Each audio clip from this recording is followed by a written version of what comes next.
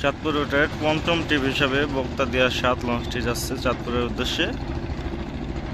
ভিডিওটি ধারণ করা হচ্ছে 28 রোজায়। যাওয়ার পথে মুন্সিগঞ্জ ঘাট হয়ে যাবে। বক্তা দিয়ার 7 আবার স্পেশাল ট্রিপ মারবে সন্ধ্যা 6টা 10 মিনিটের। তাদের বহরের বক্তা দিয়ার পাশের টাইম টেবিল আছে, সেই টাইম টেবিলে আবার স্পেশাল ট্রিপ মারে। গতকাল স্পেশাল ট্রিপ মারছিল, আজকেও যাত্রী নামিয়ে চলে আসবে।